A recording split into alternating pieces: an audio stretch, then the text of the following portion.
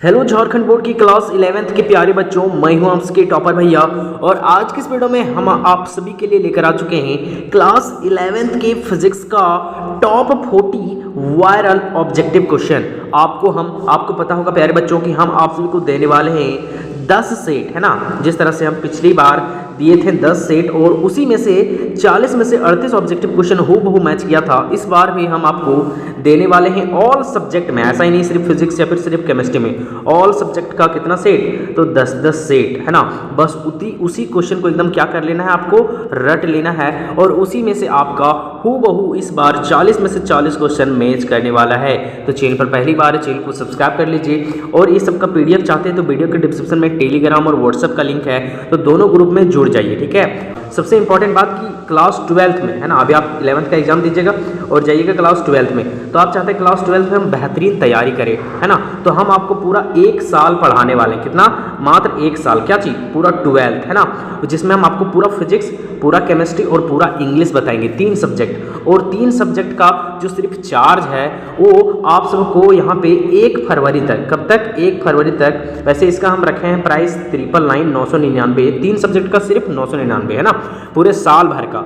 और 1 फरवरी तक ही आपको मिलने वाला है सिर्फ कितना में, तो 599 में। 1 फरवरी के बाद कहीं आप इस बैच को खरीदिएगा तो इसके लिए आपको पेड करना पड़ेगा 999। तो जो चाहते हैं कि आप बेहतरीन तैयारी करें, एक टॉपर के साथ पढ़ें, हम खुद डिस्ट्रिक्ट टॉपर हैं, आप टॉपर के साथ पढ़ना चाहते हैं सबसे सस्ता में और सबसे बेस्ट, तो आपको डिजिटल बोर्ड पर पढ़ाया जाएगा। अभी डिजिटल बोर्ड भी आ चुका है ना, पूरी सेटअप हो चुका है, कैमरा भी लगने वाला है, आजकल लग जाएगा।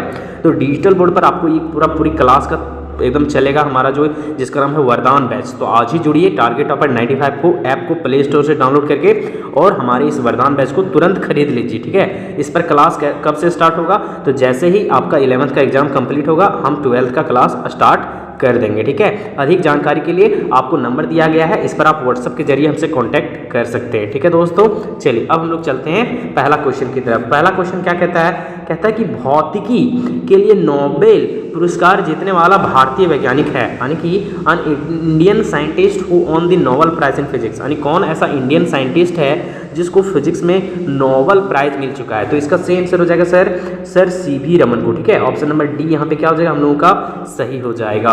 अगला क्वेश्चन देखिए, दूसरे नंबर क्वेश्चन क्या कहता है, विच of the following is not a system of unit, निम्नलिखित में से कौन सा जो है वो इकाई प्रणाली नहीं है, यानी कि आपका सिस्टम ऑफ यूनिट नहीं है। तो इसका सही आंसर हो जाएगा यहाँ पे आपका डेसिबल आपका कोई भी ऐसा यूनिट नहीं है। हाँ, SI है, CGS है, MKS, ये सब आपका यूनिट है, लेकिन डेसिबल आपका जो है वो इकाई प्रणाली नहीं है। तो इसका सही आंसर क्या हो जाएगा सर, आपका ऑप्शन नंबर डी, है ना। अगला क्वेश्चन देखिए, तीसरा नंबर क्वेश्चन क्या कहता है in SI system fundamental units are, यानी SI प्रणाली में मौलिक इकाइयाँ, फंडामेंटल यूनिट्स कौन कौन है। आपको पता होगा कि फंडामेंटल यूनिट्स टोटल 7 है ना। फंडामेंटल यूनिट्स कितने हैं? टोटल 7 है। सबसे पहला देखिए यहाँ पे ऑप्शन ये कहता है metre, kilogram, second, ampere, kelvin, mole और कैंडेला। दूसरा है metre, kilogram, second, coulomb, kelvin, mole और कैंडेला।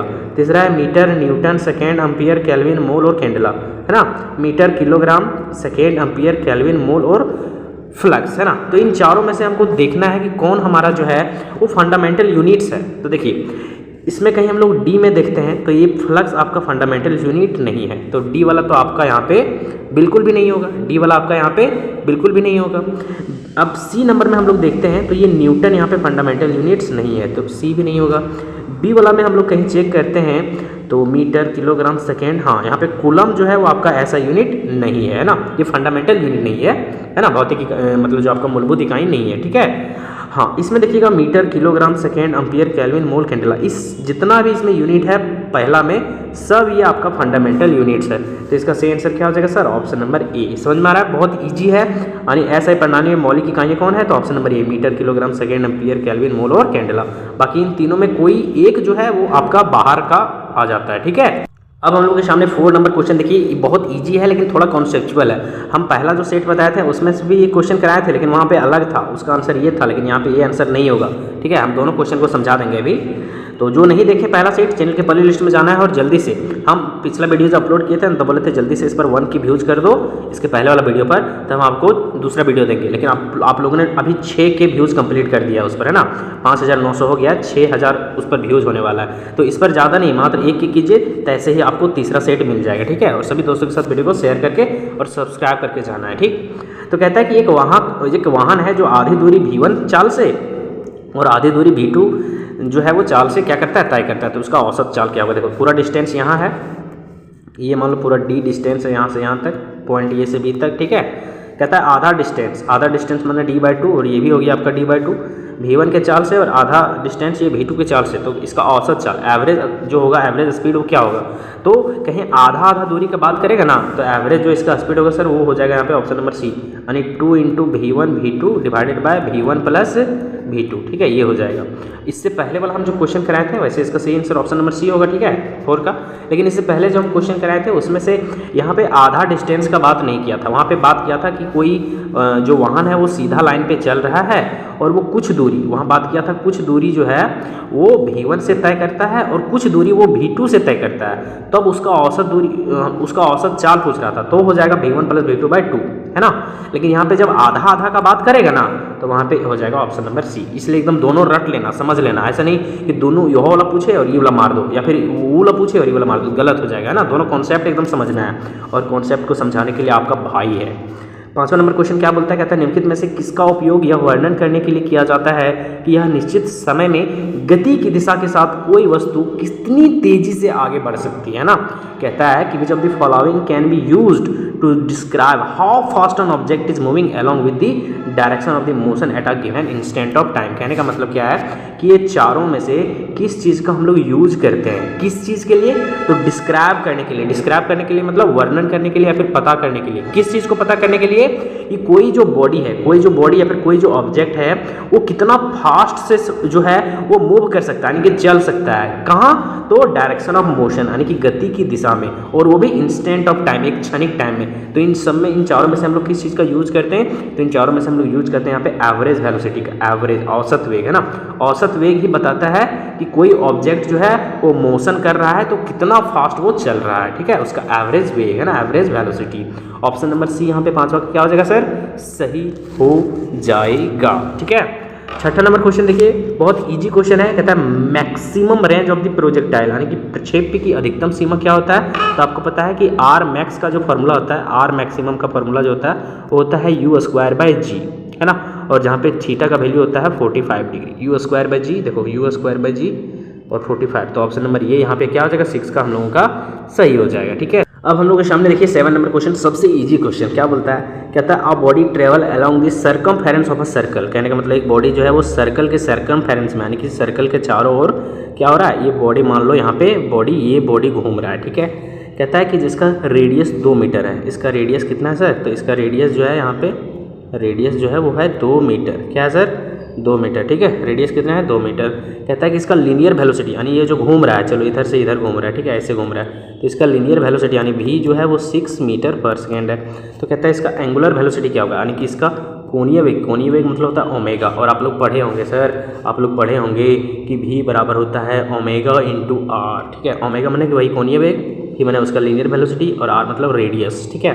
तो देखो v दिया है हमको वेलोसिटी, लीनियर वेलोसिटी दिया है 6, ओमेगा हमको निकालना है एंगुलर वेलोसिटी, और रेडियस भी इसका दिया है कितना है सर, 2 मीटर। सिंपल है, ये गुना में इधर जगह भागा में, तो ओमेगा बराबर क्या हो जाएगा सर, तो 6/2 काटेंगे 2 × 6, ओमेगा बराबर आ गया 3, तो 3 रेडियन पर सेकेंड। तो ऑप्शन नंबर सी क्या हो जाएगा, 7वां का सही हो जाएगा। कुछ है बहुत ईजी है, लेकिन हाँ जब आपका भाई आपके साथ रहेगा तब, नहीं पढ़िएगा तो फिर टफ लगेगा आपको, है ना। 8वां नंबर कहता है acceleration is which types of physical quantity, यानी कि त्वरण किस प्रकार का जो है वो भौतिक राशि है, वेक्टर है, स्केलर है, टेंसर है, कि यहाँ पे आपका नन ऑफ दीज है। तो आपको इतना इजी है, कुछ नहीं है। बोल सर एक्सेलरेशन एक वेक्टर क्वांटिटी है ना। बोल सर वेक्टर क्यों है, क्योंकि एक्सेलरेशन के पास डायरेक्शन होता है, मैग्नीट्यूड तो होता ही है, डायरेक्शन होता है। तो ऑप्शन नंबर ये क्या हो जाएगा, यहाँ पे सही हो जाएगा, यानी कि आपका त्वरण एक सदिश राशि। कैसा राशि सर, सदिश राशि, है ना।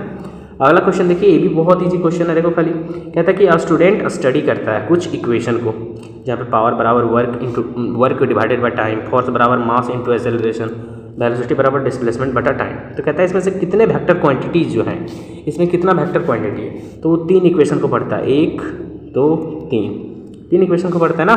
तो इसमें से टोटल वेक्टर क्वांटिटी हो जाएगा, वो हो जाएगा आपका कितना, तो 2 हो जाएगा ना, क्योंकि पावर तो आपका वेक्टर क्वांटिटी यहाँ पे है नहीं। वेक्टर क्वांटिटी कौन है आपका, तो ये फोर्स एक्सेलरेशन वाला और वेलोसिटी ये वाला है ना, वेलोसिटी डिस्प्लेसमेंट वाला, डिस्प्लेसमेंट बाय टाइम। तो इसमें से 2 आपका क्या है, तो आपका वेक्टर क्वांटिटी, तो इसमें से वेक्टर क्वांटिटी की संख्या 2, तो 9 का सही आंसर क्या हो जाएगा, ऑप्शन नंबर बी।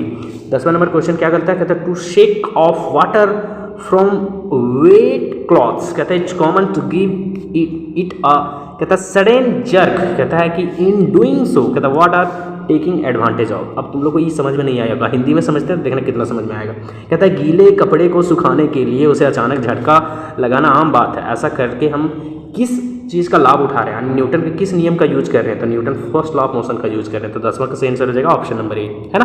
तो देखो आप इंग्लिश मीडियम के भले होंगे, लेकिन आपको इंग्लिश कहीं नहीं समझ में आएगा ना, तो एक बार खाली हिंदी पढ़ के देखिएगा, तो ये ज़्यादा समझ में आएगा। समझ में आ रहा कुछ, ऐसा नहीं कि भैया हम इंग्लिश मीडियम वाले हैं तो खाली हिंदी पढ़ेंगे, नहीं है ना, तो हिंदी भी पढ़ लेना है, हाँ बाकी इंग्लिश समझ में आ जाएगा आपको, तो और अच्छी बात है ना।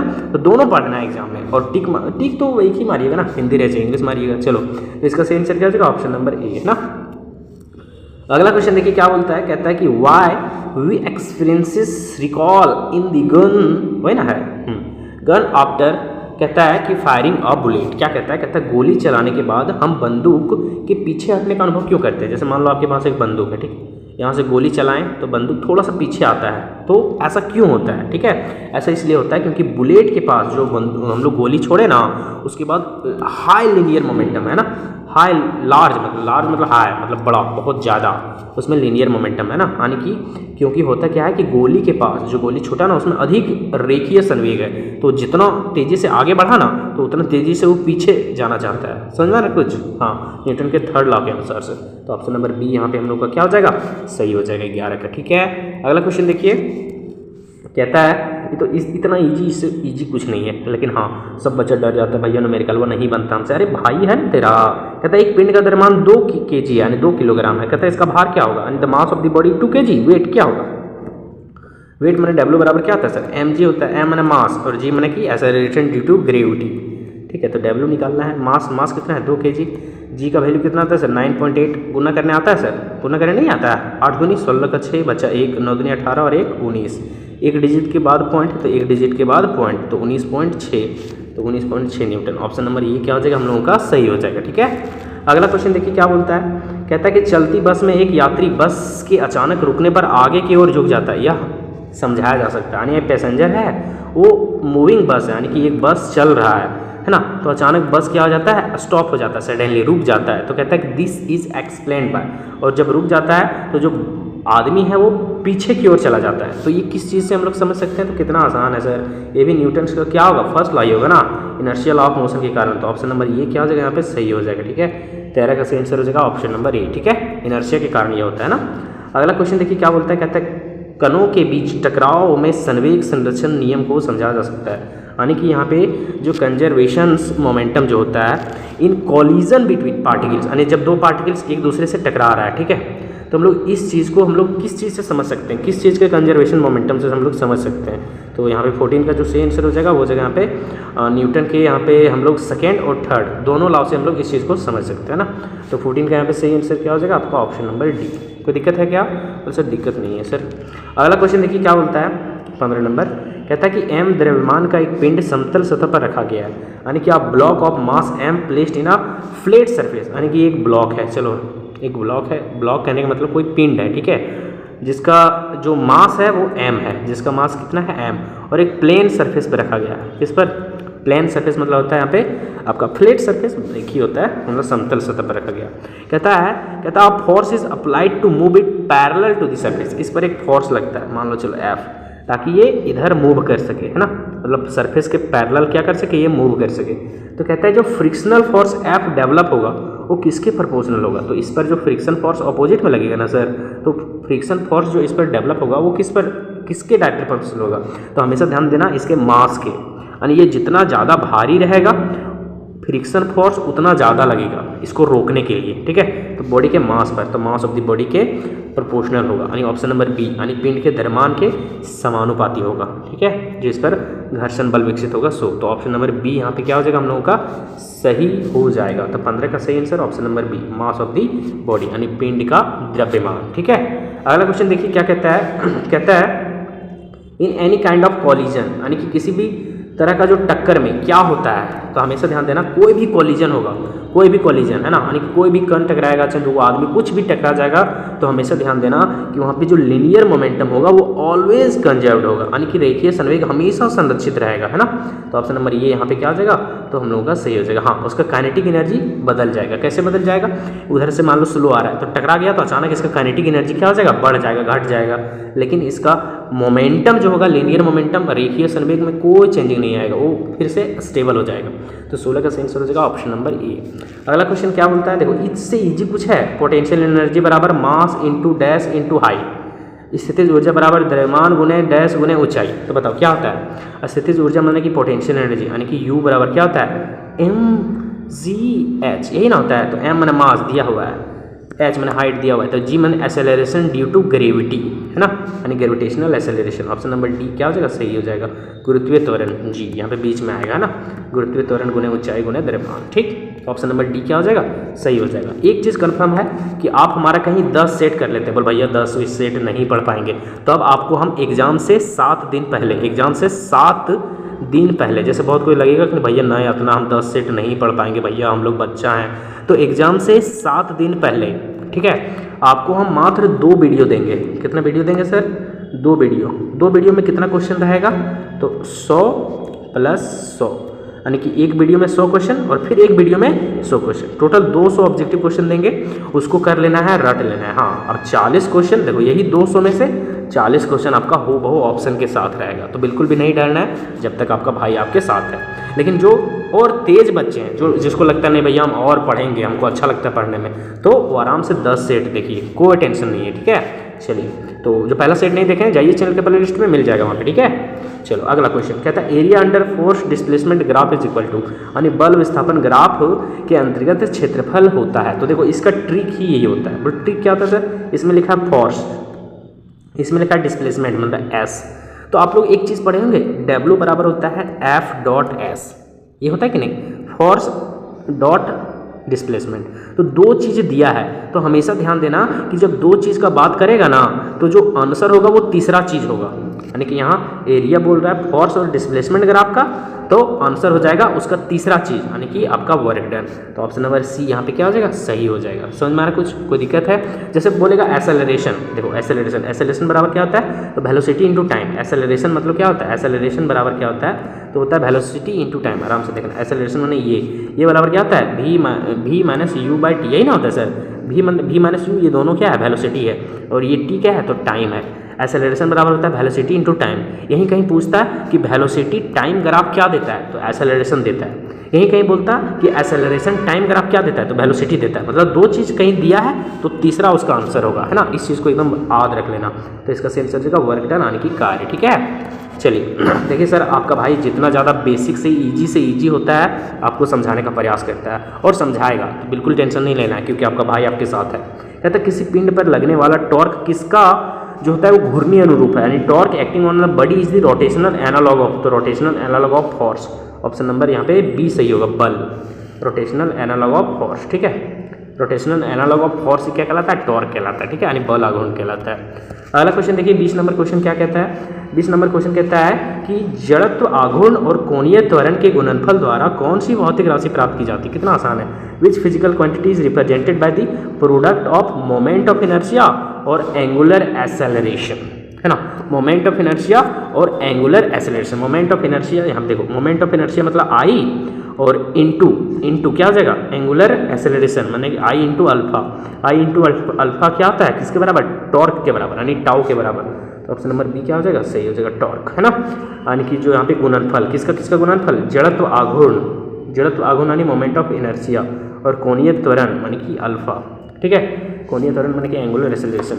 आई इंटू अल्फा बराबर होता है आपका टाउ यानी टॉर्क, ठीक है। तो ऑप्शन नंबर बी क्या हो जाएगा यहाँ पे, सही हो जाएगा। अगला क्वेश्चन देखिए, कहता है if a body is rotating about an axis, कहता है कोई बॉडी है, चलो ये बॉडी है, कहता है ये अपने एक्सिस पर घूम रहा है, ये अपने एक्सिस पर क्या हो रहा है सर, गोल गोल घूम रहा है ना, मतलब ये यहाँ पे ऐसे देखो, ये इधर इधर ऐसे से घूम रहा है, ठीक है, ये सामने आता है फिर ऐसे जाता है, इस तरह से ये क्या हो रहा है सर, घूम रहा है, ठीक है। देखो ये कोई बॉडी है, इसका एक्सिस ये है, तो ये ऐसे देखो, ऐसे घूम रहा है, ऐसे गोल गोल, ठीक है, ऐसे ऐसे क्या हो रहा है, घूम रहा है, ठीक, अपने सेंटर के एक्सिस पर, ठीक है। तो कहता है कि passing through its centre of mass, कहता है कि angular momentum is directly along, तब इसका एंगुलर मोमेंटम क्या होगा, यानी कि यदि कोई पिंड अपने द्रव्यमान के केंद्र से गुजरते हुए अपने अक्ष पर घूम रहा है, अपने अक्ष पर क्या हो रहा है, घूम रहा है, एक्सिस पर घूम रहा है, तो इसका कोणीय संवेग किस दिशा में होगा। तो इस चीज़ को हमेशा ध्यान में रखना कि जब कोई अपने एक्सिस पर रोटेट करेगा ना, तो उसका जो एंगुलर मोमेंटम होगा वो उसके एक्सिस के ही रोटेशन के अलोंग होगा, है ना, यानी उसके घूर्णन की धुरी के ही अलोंग होगा उसका एंगुलर मोमेंटम, यानी कि उसका कोणीय संवेग। ऑप्शन नंबर डी क्या हो जाएगा सर, 21 का सही हो जाएगा, right. 22 number question, escape speed या फिर escape velocity of a body on the surface of a, क्या लिखा है, प्लांट, प्लांट है, does not depend on, plant नहीं होगा यहाँ पे प्लानेट होना चाहिए, ठीक है, प्लानेट गलती है थोड़ा सा। कहता है किसी ग्रह की सतह पर जो पिंड का जो पलायन गति होगा वो किस चीज़ पर निर्भर नहीं करता, यानी एस्केप स्पीड या फिर एस्केप वेलोसिटी किस चीज़ पर डिपेंड नहीं करता, तो हमेशा ध्यान देना कि वो मास ऑफ द बॉडी पर कभी भी डिपेंड नहीं करता एस्केप वेलोसिटी, ठीक है। तो ऑप्शन नंबर यहाँ पे सी क्या हो जाएगा, 22 का हम लोग का सही हो जाएगा, यानी कि पिंड के द्रव्यमान पर वो डिपेंड नहीं करता, ग्रह के द्रव्यमान पर डिपेंड करता है, ग्रह की त्रिज्या पर डिपेंड करता है, गुरुत्वाकर्षण स्थिरांक यानी जी पर डिपेंड करता है, लेकिन कभी पिंड का द्रव्यमान यानी मास ऑफ द बॉडी पर डिपेंड नहीं करता एस्केप स्पीड या फिर एस्केप वेलोसिटी जिसको हम लोग बोलते हैं, सो ठीक है, दोनों बात सेम है। अगला क्वेश्चन देखिए यहाँ पे क्या कहता है, कहता है यहाँ पे कि the acceleration due to gravity on the earth surface, यानी कि पृथ्वी की सतह पर जो गुरुत्वाकर्षण होगा, है ना, उसके कारण जो त्वरण होता है वो क्या होता है, यानी जो एक्सेलरेशन ड्यू टू ग्रेविटी यानी कि जी का वैल्यू होता है कहाँ पे, तो पृथ्वी पर, उसके सरफेस पर क्या होता है, तो मैक्सिमम होता है पोल पर, कि मैक्सिमम होता है इक्वेटर पर, कि मिनिमम होता है पोल पर, कि इक्वल होता है पोल और इक्वेटर पर। तो आपको बताना है कि जी का वैल्यू कहाँ मिनिमम होता है और कहाँ मैक्सिमम होता है। तो इस चीज़ को हमेशा ध्यान देना कि जो जी का वैल्यू होता है ना वो मैक्सिमम होता है कहाँ पे, पोल पे। कहाँ होता है, पोल पे मैक्सिमम होता है, ठीक है, इक्वेटर पर मिनिमम होता है। बोल सर पोल क्या होता है, जैसे ये पृथ्वी है तो इसका ऊपर ये आपका पोल है, इक्वेटर ये बीचों बीच है, समझा कुछ।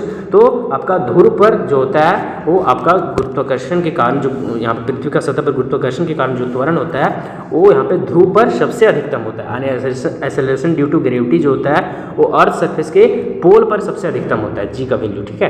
तो 23 का सही आंसर क्या हो जाएगा सर, आपका ऑप्शन नंबर ये, ठीक। चलिए अगला क्वेश्चन देखिए क्या कहता है, कहता है जो एस्केप वेलोसिटी होगा of the body depend upon mass, यानी किसी पिंड का जो पलायन वेग होगा, अभी जो बताएं एस्केप वेलोसिटी, वो द्रव्यमान पर किस प्रकार निर्भर करता है। तो आपको पता है कि द्रव्यमान पर निर्भर नहीं करता है, यानी कि यहाँ पे क्यूब तो होगा नहीं, द्रव्यमान के स्क्वायर का होगा नहीं, द्रव्यमान का डायरेक्टली प्रोपोर्शनल होगा नहीं, हाँ m पर पावर 0 इसका वैल्यू होता है 1, है ना। तो 1 से किसी भी चीज़ को गुना करेंगे तो कोई भी चेंज नहीं आएगा ना, तो इसका सही आंसर हो जाएगा ऑप्शन नंबर ए, ठीक है। अगला क्वेश्चन देखिए क्या बोलता है यहाँ पे, कहता है कि यहाँ पे हाइड्रोलिक ब्रेक निम्न के आधार पर काम करता है, यानी कि जो हाइड्रोलिक ब्रेक्स होता है वो work on the basis of, यानी किसके बेसिस पर वो काम करता है। तो आपको पता होगा कि पास्कल लॉ के अनुसार से आपका हाइड्रोलिक ब्रेक क्या करता है, काम करता है पास्कल के नियम के अनुसार।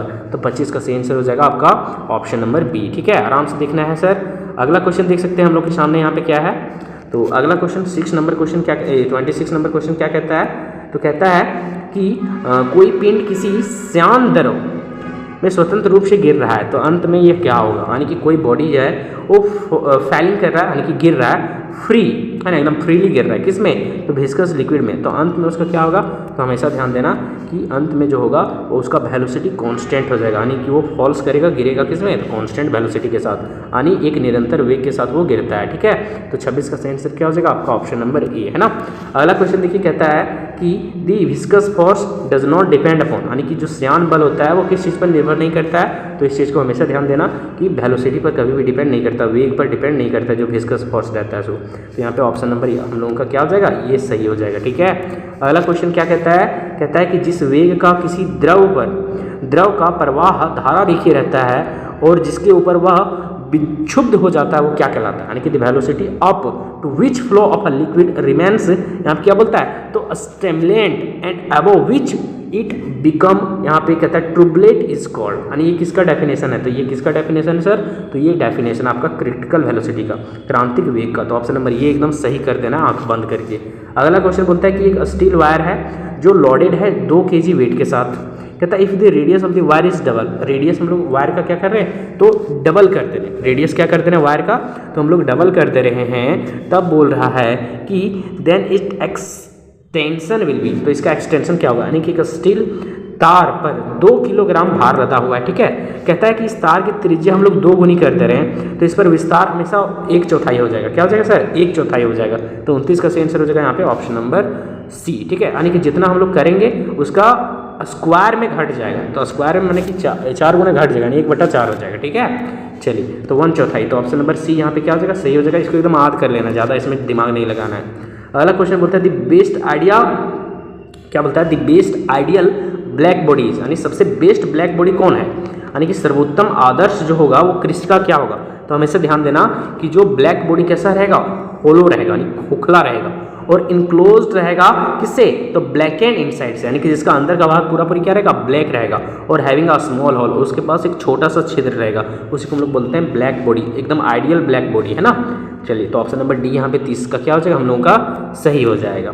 अब बस 10 क्वेश्चन बचा हुआ है, ये तो बहुत ईजी है। क्या बोलता है, कहता है किसी गैस का 1 मोल के लिए जो ताप T है उस पर गैस के अणुओं का जो होगा स्थानांतरीय गतिज ऊर्जा क्या होती है, यानी कि the transitional kinetic energy of a gas molecule at temperature T, यानी गैस मॉलिक्यूल का T टेम्परेचर पर, और 1 मोल कहीं गैस है तो उसका काइनेटिक एनर्जी क्या हो जाएगा, तो हमेशा ध्यान देना 3/2 RT होता है ना। तो ऑप्शन नंबर ये यहाँ पे क्या हो जाएगा हम लोगों का, तो 31 नंबर का सही आंसर हो जाएगा आपका ऑप्शन नंबर ए। कोई दिक्कत है यहाँ पे समझने में, कोई दिक्कत नहीं है। अगला क्वेश्चन देखिए क्या बोलता है, कहता है निम्नलिखित में से कौन सा पैरामीटर पदार्थ की यहाँ पे थर्मोडायनेमिक स्थिति की एक विशेषता नहीं है, यानी which of the following parameters does not characterize the thermodynamic state of matter. यहाँ पे थर्मोडायनेमिक स्टेट ऑफ मैटर का कौन एक विशेषता एक तरह से नहीं है सर, तो 32 का सही आंसर हो जाएगा यहाँ पे वर्क।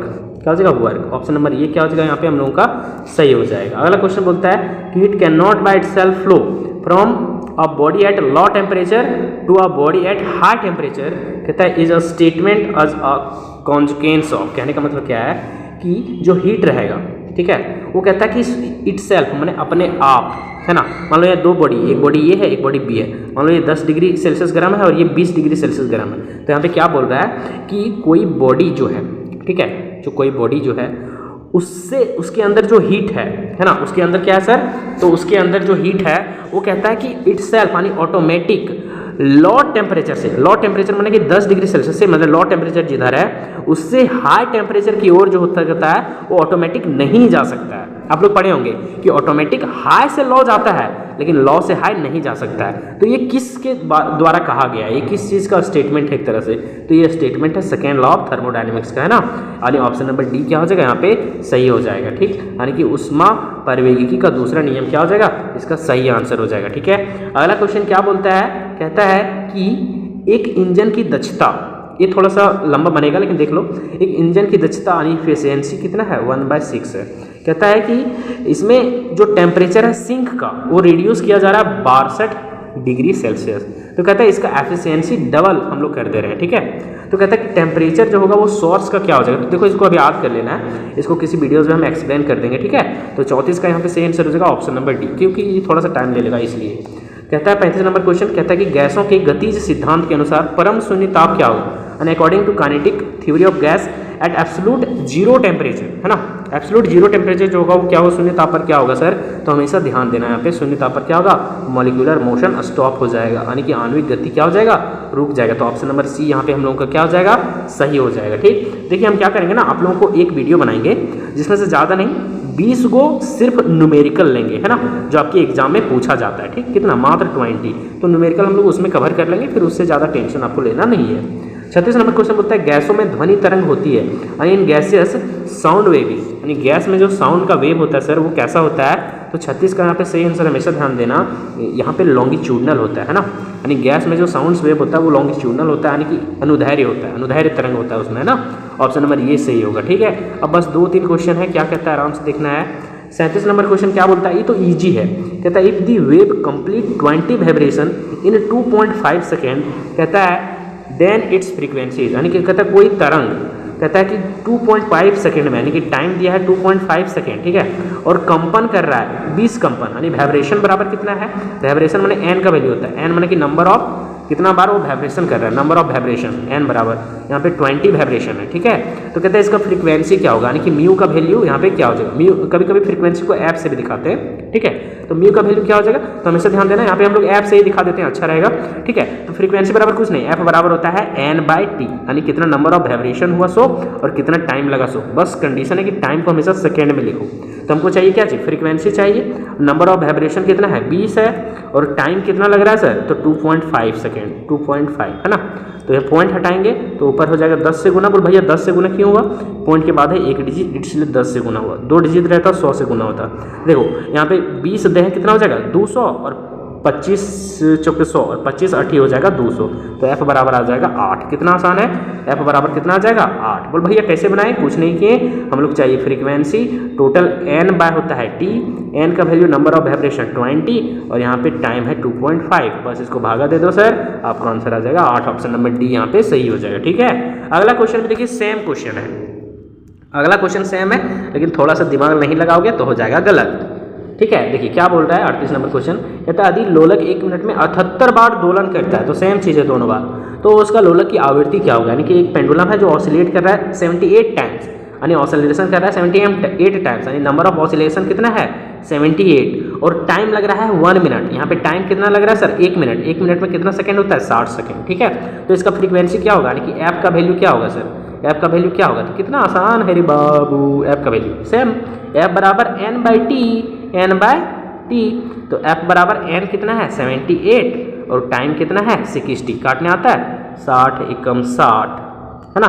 तो बचा कितना 18 ना बचा, 18 बचा, 60 एकम 7 तो 18, तो 18 दिन हो गया 180, तो छोटिया 18 में 180, तो 1.3 आ गया, तो 1.3 हटा। ऑप्शन नंबर सी क्या हो जाएगा 38 का सही हो जाएगा। बस अब ज़्यादा नहीं, बस 2 क्वेश्चन है, आराम से देखना है, ठीक है। 39 नंबर और ये रहा आपका 40 नंबर, ठीक है। देखिए आराम से देखना है। 39 नंबर क्वेश्चन क्या बोलता है, कहता है विच of the following is not essential for SHM, मतलब होता है सिंपल हार्मोनिक मोशन। इन चारों में से सिंपल हार्मोनिक मोशन के लिए यानी साधारण आवर्त गति के लिए कौन आवश्यक नहीं है, तो इसका सही आंसर हो जाएगा ग्रेविटी, है ना। यानी गुरुत्वाकर्षण जो है वो सिंपल हार्मोनिक मोशन के लिए आवश्यक नहीं होता है। अगला क्वेश्चन बोलता है कि SMH यानी वही सिंपल हार्मोनिक मोशन में क्रियान्वित करने वाले कण पर जो प्रत्यानयन बल कार्य करता है वो है, यानी कि दी रॉड क्या बोलता है, तो restoring force, the restoring force acting on the particle executing SMH is क्या हो जाएगा सर, तो 40 का आंसर हो जाएगा यहाँ पे ऑप्शन नंबर ए यहाँ पे सही हो जाएगा ना, directly proportional to the displacement, यानी कि विस्थापन के सीधे अनुपाती होता है क्या चीज, तो SMH जो में जो क्रियान्वित होता है कौन, तो कण पर जो प्रत्यानयन बल कार्य करता है सो, यानी जो रीस्टोरिंग फोर्स होता है सो वो विस्थापन के सीधे अनुपातिक होता है, यानी वो डिस्प्लेसमेंट के डायरेक्टली प्रोपोर्शनल होता है कौन, रीस्टोरिंग फोर्स, यानी restoring force is directly proportional to displacement. Simple है, बहुत आसान है। तो इसका सही आंसर क्या हो जाएगा आपका ऑप्शन नंबर ए, ठीक। इस सब का PDF हम थोड़ा सा जल्दी इस पर 1 के कर दीजिए, हम जैसे फ्री होंगे इसका PDF आपको टेलीग्राम और व्हाट्सएप दोनों में मिल जाएगा। तो चैनल पर सब्सक्राइब करना है, सभी दोस्तों के साथ वीडियो को शेयर करना है, और जितना जल्दी 1 के होगा हमारा नेक्स्ट वीडियो तुरंत आ जाएगा। लेकिन आप लोग इतना प्यार करते हैं ना कि हम वीडियो बनाओ नहीं पाते और आप लोग 5 के कंप्लीट कर देते हैं यार, ये सब इतना प्यार भी मत करो दोस्तों। चलिए फिर मिलते हैं किसी नए वीडियो में धमाकेदार तैयारी के साथ।